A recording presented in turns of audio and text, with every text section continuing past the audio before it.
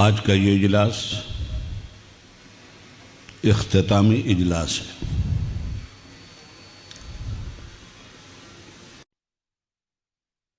इन हजरात ने मालूम नहीं क्या देखा कि मुझे रिटर्निंग ऑफिसर बनाकर इंतखाब के जिम्मेदारों के ऐलान का फैसला करवाया। जनाब अब्दुल हन्नान साहब ने आपके सामने सारे ओहदेदारों की तफसीलात, उनकी मेहनत और पार्टी के साथ उनकी वफादारी को तफसील से बयान कर दिया है।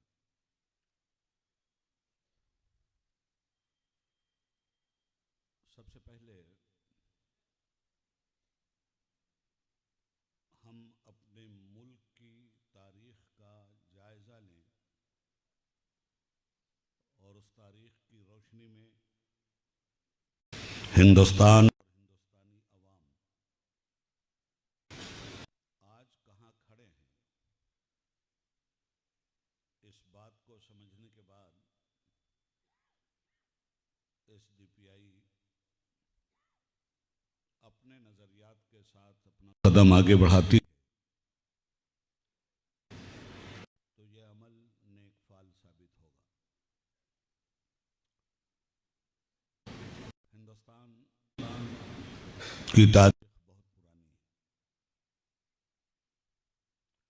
और हिंदुस्तान से ख़ास तौर पे हम मुसलमानों का रिश्ता भी बहुत मजबूत है, इसलिए कि इसकी अज़मत की गवाही इंसानियत की ख़िस्त अव्वल दे रही है।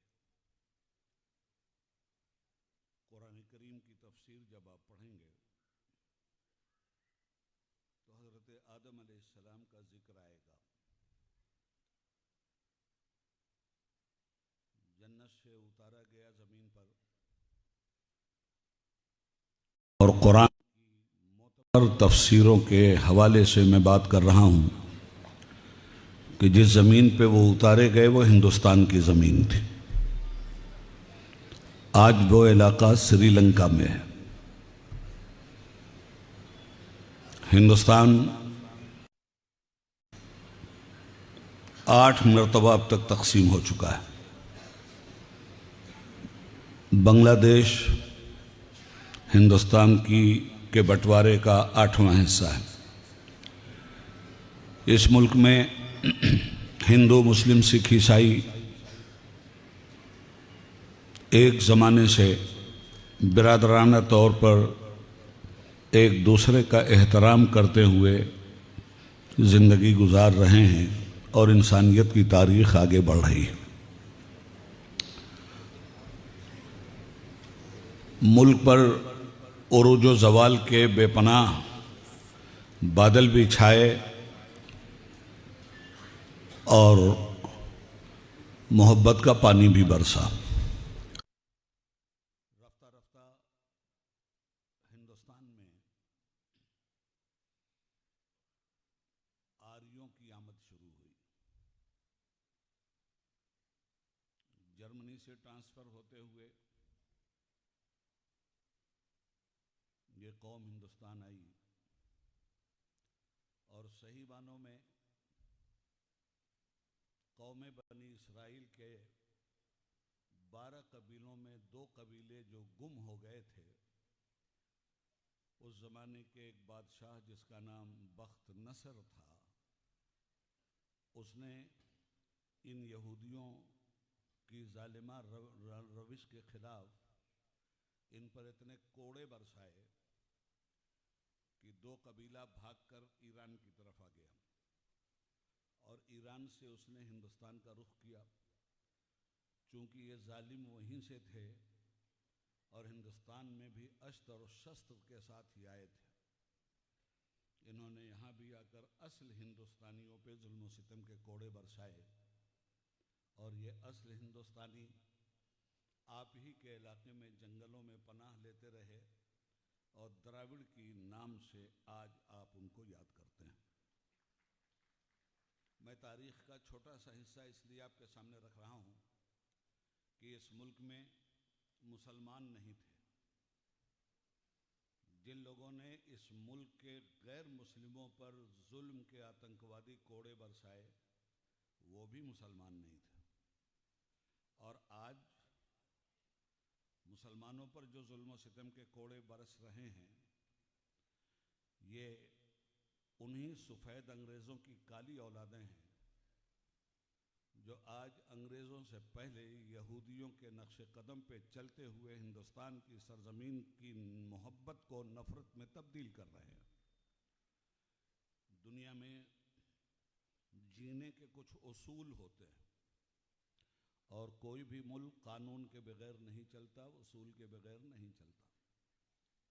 हिंदुस्तान में भी अंग्रेज़ों के ज़माने में अलग उसूल था, मुग़लों के ज़माने में अलग उसूल था और अब आज़ाद इंडिया में अलग उसूल है। दूर ना जाकर मैं सिर्फ 1947 के बाद की बात आपसे करूं। आज़ादी सोने की थाल में रखकर अंग्रेज़ों ने आपको नहीं दी थी। आपने इस आज़ादी के लिए बेपनाह कुर्बानियाँ पेश की थीं। हिंदू का हा निकला था, मुस्लिम का माँ निकला था, दोनों मिलकर हम बने थे, हिंदुस्तान आज़ाद हुआ था। सबसे बड़ा मसला ये था कि हिंदुस्तान की आज़ादी के बाद कश्मीर से लेकर कन्याकुमारी तक और गुजरात की वादी से लेकर बंगाल की खाड़ी तक अलग अलग मज़हब हैं, अलग अलग खान पान है, अलग अलग रस्म व रिवाज है, अलग अलग रीतियाँ हैं, अलग अलग बिरादरियाँ हैं। आखिर इन तमाम तर को टकराव से बचाने के लिए कौन सा रास्ता अख्तियार किया जाए कि हिंदुस्तान अपनी अज़मत रफ्ता को वापस लाए? ये बहुत अहम बात है।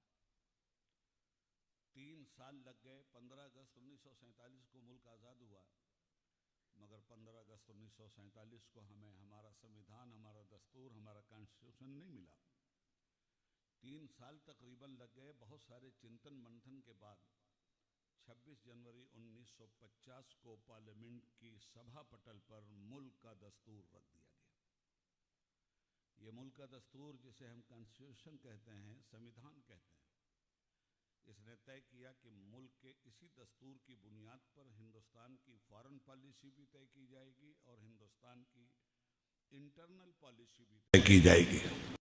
इसी दस्तूर के दामन में रहकर हिंदुओं को भी रहना होगा, मुसलमानों को भी रहना होगा, ईसाइयों को भी रहना होगा, सिखों को भी रहना होगा, हर हिंदुस्तानी को रहना होगा।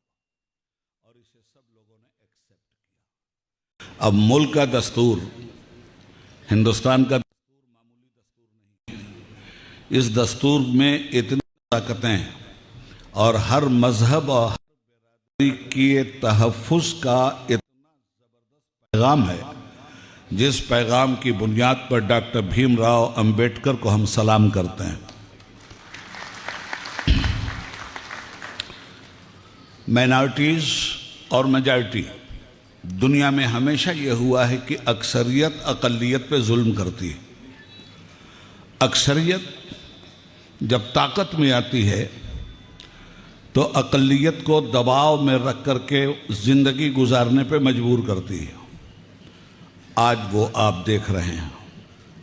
और अक्सरियत अगर फ़िरका परस्त बन जाए, अक्सरियत अगर नफ़रत पसंद बन जाए, अक्सरियत अगर जालिम बन जाए, अक्सरियत अगर तानाशाह बन जाए, फिर तो अक़लियत और माइनॉरिटीज़ को कुचलने की एक लाज़वाब तारीख़ मुरतब हो जाती है, जिसकी मिसाल आज के दिन हमारे सामने है। अक्सरियती तबका में नफ़रत पसंदों को हुक्मरानी का मौका मिल गया। ख़ास तौर पे 2014 से आज तक का जो हिंदुस्तान का पस मंज़र है और हिंदुस्तान का जो मंज़र है वो आपसे छुपा हुआ नहीं है। जुल्म और ज़्यादती की इंतहा, मॉब लिंचिंग, इंसानियत का खून, ज़ात बिरादरी की बुनियाद पे मर्डर, आपके हुकूक को तबाह किया जाए, दलित भाइयों के फ़र्द को बिठाल कर अपर कास्ट का गैर मुस्लिम उसके मुंह पे पेशाब करे, मैं मध्य प्रदेश को कोट कर रहा हूं। और उसके बाद इलेक्शन आए तो उन्हीं नफरती चिंटुओं को पूरी ताकत के साथ हुकूमत दे दी जाए। आप मुझे बताओ कि ये मुल्क कहां जाएगा? इस मुल्क को लोग कहते हैं कि राम के सामाजिक इंसाफ का देश है, लोग कहते हैं कि कृष्ण की मोहब्बत भरी बंसुरी का देश है। मगर मैं आज आपसे पूछता हूं, क्या राम का सामाजिक इंसाफ कहीं दिखलाई दे रहा है? राम के नाम पर जो नफरत बांटी जा रही है, राम के नाम पर जो इंसानियत का बंटवारा किया जा रहा है, और सबसे बड़ी बात यह कि मुल्क के इलेक्ट्रिकल पॉलिटिकल कानून में यह बात तय है कि इलेक्शन के जमाने में कोई भी पार्टी मजहबी नारा लगाकर लोगों से वोट नहीं मांगेगी। मगर हम आज देख रहे हैं कि इलेक्शन के जमाने में खुल्लम खुल्ला जय श्री राम के नारों के साथ इलेक्शन लड़ा गया है। मैं भी बॉम्बे से आ रहा हूं, मैंने अपने कानों से सुना है। और इलेक्शन कमीशन हिंदुस्तानी दस्तूर का सबसे बड़ा गद्दार है, जिस गद्दार ने मुल्क के दस्तूर की हत्या, मुल्क के दस्तूर की हिफाजत करने की कसम खाने के बाद कर डाली है। अभी बॉम्बे में म्युनिसिपल कॉर्पोरेशन का चुनाव हुआ, मैं अपने कानों से सुन रहा था जय श्री राम। मैं कहता हूं जय श्री राम मंदिर में लगाओ, जय श्री राम अपने घर में लगाओ। राम का नाम नफरत के लिए नहीं है। राम तो सामाजिक न्याय का वो सूरज था जिसकी किरणों ने हिंदुस्तान की धरती पर इंसानियत और मानवता को बचाने के लिए ऐसा तारीखी काम किया था। राम तो वो उसूल पसंद था जिसने अपनी सौतेली मां के जुल्म के मुकाबले में जुल्म सहते हुए 14 साल का वनवास लिया था। उस राम का नाम लेकर रावण का जो काम इस मुल्क में किया जा रहा है, आप मुझे बताओ कि क्या सियासत में उसकी कोई जगह है? क्या पॉलिटिक्स में उसकी कोई जगह है? तो जब मुल्क यहां जाकर के पहुंच गया तो इस मुल्क ने सेकुलरिज्म की कसम खाई थी, इस मुल्क ने सबकी बराबरी की कसम खाई थी, इस मुल्क ने माशियात की बुनियाद पर, टेक्नोलॉजी की बुनियाद पर, खिदमात की बुनियाद पर, हुनरमंदी की बुनियाद पर, सेहतियाबी की बुनियाद पर हिंदुस्तान के लोगों को उरूज तक पहुंचाने की कसम खाई थी। आज क्या हो रहा है? महंगाई पे कोई बात हो रही है? आज पार्लियामेंट में क्या हो रहा है? पार्लियामेंट में मजहबी नारे लग रहे हैं। अब ये हिंदुस्तान सेकुलर मुल्क रह गया है या नफरतों से भरा हुआ जहरीला मुल्क बन गया है? जिसम नजर रुकती है, शोला है, धुआं है। मैं ढूंढ रहा हूं कि मेरा मुल्क कहां है, कहां नहीं आग लग रही है। ऐसे आलम में क्या हम खामोश हो जाएं? ऐसे आलम में क्या हम अपनी आजादी को बचाने के लिए कोई अमली इकदाम न करें? सवाल यहां आकर खड़ा हुआ है। हिंदुस्तान की आज़ादी के लिए जितनी कुर्बानियां दी गई थी उससे कहीं ज़्यादा अब हिंदुस्तान की आज़ादी को बचाने के लिए कुर्बानी की ज़रूरत है। अब ये कुर्बानी कौन देगा? जो कुर्बानी दे रहा है वो बनामे फैजी जेल में जा रहा है। जो कुर्बानी दे रहा है इस देश की मानवता को बचाने के लिए, इस देश की रवादारी को बचाने के लिए, उस पार्टी पे बैंड किया जा रहा है। जो लोग कुर्बानी दे रहे हैं हिंदुस्तान में इंसानियत की अजमत और हिंदुस्तान की अजमत को बचाने के लिए, उन्हें जेल की सलाखों के पीछे डाला जा रहा है। जो लोग दस्तूर के गद्दारों को आईना दिखला रहे हैं, दस्तूर के गद्दारों की हुक्मरानी हो चुकी है, वो अपने फिरऔन होने का सबूत दे रहे हैं। इन हालात में क्या हमारा काम बुज़दिली है या हिम्मत? हमें मुल्क का ये निज़ाम बदलना है या इस निज़ाम की गुलामी कबूल कर लेना है? वो उस मकाम पे हम खड़े हैं जहां से आपको एसडीपीआई आवाज़ दे रही है। इंसान नहीं जो घबराए माहौल के खूनी मंजर से, उस वक्त पे जीना लाजिम है जिस वक्त पे जीना मुश्किल हो।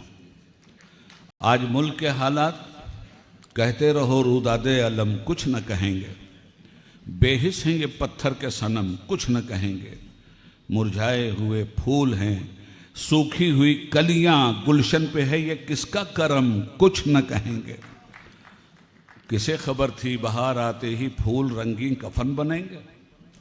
जब वक्त आया था हिंदुस्तान की आज़ादी का, तो यही सिखों की पकड़ी और बंद दाढ़ी और मुसलमानों की टोपी और मुसलमानों की खुली हुई दाढ़ी अंग्रेज़ों को चुनौती दे रही थी। जलियांवाला बाग में मरने वाला कोई दूसरा नहीं था मगर जनरल डायर को उसके घर में जाकर हमारे एक सिख बहादुर ने मारकर हिंदुस्तान की आज़ादी की तारीख और हिंदुस्तानियों की आज़ादी की तारीख को मुरतब किया था। मैं बहुत लंबा चौड़ा लेक्चर नहीं देने वाला हूँ, मैं सिर्फ पॉइंट दर पॉइंट आपके सामने बातें रख रहा हूँ कि अब क्या कीजिएगा। क्या आप गुलामी कबूल कर लीजिएगा? क्या औरतों का निकाब छीना जाएगा, उतारा जाएगा? हम तो उस अपनी बहन मुस्कान को सलाम करते हैं और छोटी है तो बेटी को सलाम करते हैं जिसने आज़ादी और हुर्रियत का एक निशान एक स्कूल के अंदर दुनिया के सामने पेश किया। मैं कहना चाहता हूँ कि आज आप में से हर मर्द को आज़ादी हासिल करने वाले, उन कुर्बानी देने वाले मुजाहिदीन आज़ादी के नक्शे कदम पर चलने की ज़रूरत है। मुल्क कुर्बानी मांग रहा है, आज़ादी कुर्बानी मांग रही है। आज़ादी के लिए जब आदमी जेल की सलाखों के पीछे जाकर हथकड़ियों का इस्तकबाल करता है तो बाहर अवाम के हाथ और पैर से जंजीरें टूटा करती हैं। आज बोलने पे पाबंदी है, लिखने पे पाबंदी है, तो क्या इन पाबंदियों की बुनियाद पर हम अपने आप को पाबंदे सलासिल कर लें? हमारे हाथ और पैर असीर बनाए जा सकते हैं, हमारा ज़मीर असीर नहीं बनाया जा सकता। ये है एसडीपीआई की आवाज़। मैं इन तमाम लोगों को मुबारकबाद देता हूँ कि इन लोगों ने इस मुसीबत के दौर में भी अपने पाए इस्तिक़लाल में किसी तरह की कमज़ोरी नहीं आने दी। कामयाबियाँ फौरी तौर पे नहीं मिलती। आज जिस माहौल से हिंदुस्तान गुज़र रहा है, अगर हमें कामयाबी चाहिए तो आज इलेक्शन और सिलेक्शन की बुनियाद पर दिल्ली का तख्त मिल जाना ये कामयाबी नहीं है। दिल्ली का तख्त बहुत लोगों को मिलता रहा, तख्त लोगों के हाथों से जाता रहा। लड़ाई तख्त की नहीं है, लड़ाई जालिम को तख्त से उतारने की है। लड़ाई इंसाफ को तख्त पे बिठालने की है। लड़ाई जहालत को इल्म में तब्दील करने की है। लड़ाई बीमारी को सेहत का रास्ता दिखाने की है। लड़ाई बैकवर्ड फॉरवर्ड का फ़र्क मिटाकर इंसानियत की बुनियाद पर इंसान का एहतराम करने की है। इस रुख से अगर सियासत होती है तो उसका नाम खिदमत है, और इस रुख से अलग हटकर सिर्फ तख्त हासिल करने के लिए सियासत होती है तो उसका नाम खिदमत नहीं है, उसका नाम बदतरीन लानत है। और आज वो लानत हमारे सामने है। मेरे भाइयों, सही मानों में अगर आप हिंदुस्तान को नहीं बल्कि इंसानियत को बचाना चाहते हैं तो हमें और आपको फल पर नज़र रखने की ज़रूरत नहीं। आने वाली नस्लों के लिए फल पैदा कीजिए। आज वो वक्त आ गया है कि हमें बीज बनकर ज़मीन में दफन होना है। आज़ादी के उन मुजाहिदीन को सलाम कीजिए जो अंग्रेज़ों के मुकाबले में जुल्म और सितम सहते हुए बीज बनकर आज़ादी का दफन हो गए थे, और वही बीज जो ज़मीन में दफन हुआ था कुर्बानी की बुनियाद पर 1947 को फल लेकर के 15 अगस्त को आपके सामने आ गया था। आज फिर तारीख अपने आप को दोहरा रही है। जब तक हम बीज नहीं बनेंगे तब तक एक सेहतमंद दरख्त नहीं आएगा। आज के लोगों को बचाने की बात नहीं करनी है, कल की आने वाली नस्लों को आज़ादी का फल देने के लिए आज हमें बीज बनकर ज़मीन में दफन होना है, और उसी बीज का नाम एसडीपीआई है।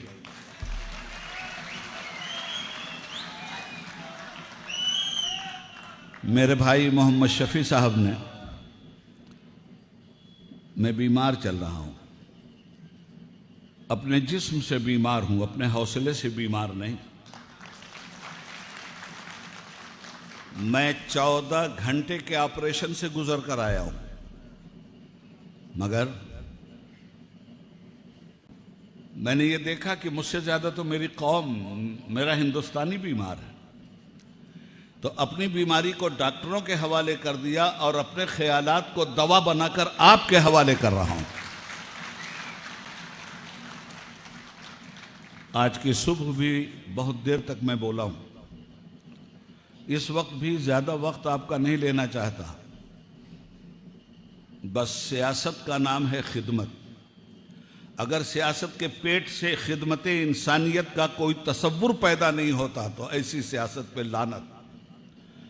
अब एसडीपीआई ने ये दिखला दिया है कि हम इंसानियत की खिदमत करने के लिए किस तरह तैयार हैं, और अमली मुजाहिरा इसने किया है।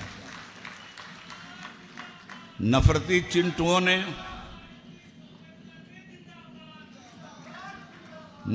चिंटुओं ने सीता और राम का नाम लेकर उनके बेहतरीन काम की भी अवहेलना की है।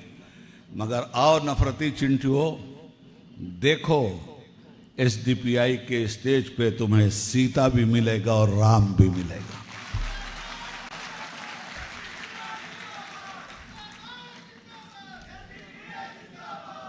बस खिदमत खल्क का नाम सियासत है।